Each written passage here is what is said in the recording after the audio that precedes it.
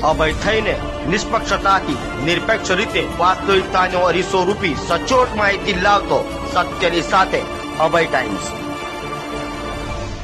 સુરતના ઉત્તરાયણ વિસ્તારમાંથી એક ચોંકાવનારી ઘટના સામે આવી છે, જે અસામાજિક તત્વોનો આતંક વધી ગયો છે। ગઈ રાત્રે એક ઈંડાની લારી ચલાવનાર વ્યક્તિ અને તેમના કારીગરને એક શખ્સે ઢોરમાર માર્યો હતો। સુરતના ઉત્તરાયણ પોલીસ મથકની હદમાં ગઈ રાત્રે એક ગંભીર ઘટના બની હતી। સુખદેવ હરિકોળી નામના એક વ્યક્તિએ ઈંડાની લારી ચલાવતા ભાઈ અને તેમના કારીગર પર અચાનક હુમલો કરી દીધો હતો। પ્રાપ્ત માહિતી અનુસાર ઈંડાની લારી રાત્રે બંધ કરી દેવામાં આવી હતી। તેમ છતાં સુખદેવે ત્યાં બેસીને દારૂ પીવાની માંગણી કરી હતી।